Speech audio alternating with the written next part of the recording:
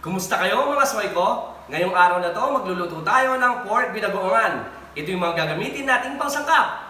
Bawang, sibuyas, kamatis, siling labuyo, siling pangpaksiw, talong, bagoong, liampo. Gagamit din tayo ng pork, nor cubes, paminta, tsaka suka. Tara, magluto na tayo! Ang una natin gagawin, pipirituin muna natin yung ating talong.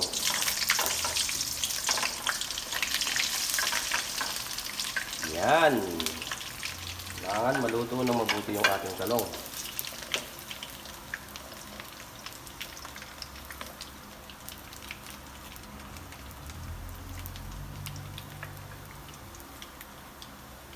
Golden brown na yung ating talong, okay na to. Hanguin na natin.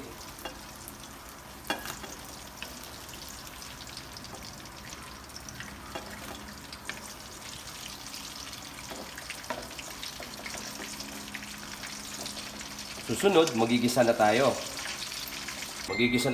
Lalagay na natin yung ating bawang. Yan, nalagay lang natin. Pag golden brown na yung ating bawang, ilalagay na natin yung ating sibuyas.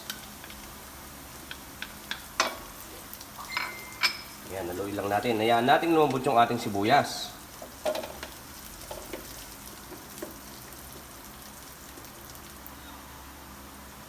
Pag malambot na yung ating sibuyas, ilalagay na natin yung ating siling labuyo.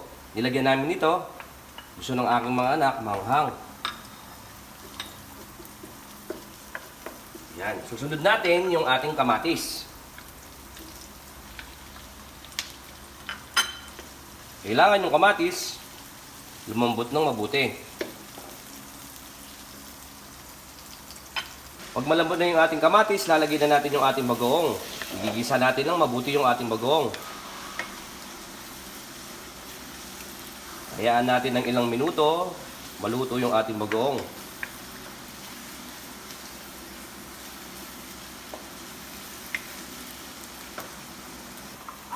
Pagluto na yung ating bagoong, lalagay na natin yung ating pinakulong liampo ng baboy. Haluin lang natin para kumapit yung bagoong sa ating liampo.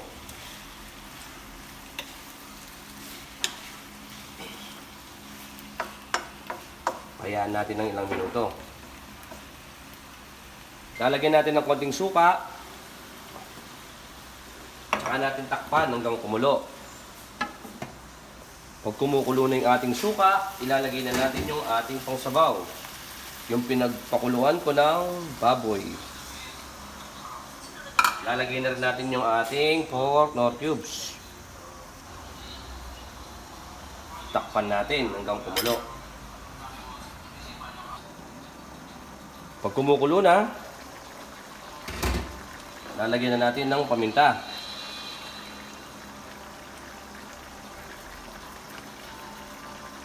Ganun din, lalagay na natin yung siling pangpaksiw. Haluin lang natin. Lalagyan natin ng brown sugar. Kalahating cup ng brown sugar. Haluin lang natin ng mabuti. Pag okay na, ilalagay na natin yung ating talong. Ikalat lang natin. Yan, luto na po yung ating pork binagoongan. Manganta na.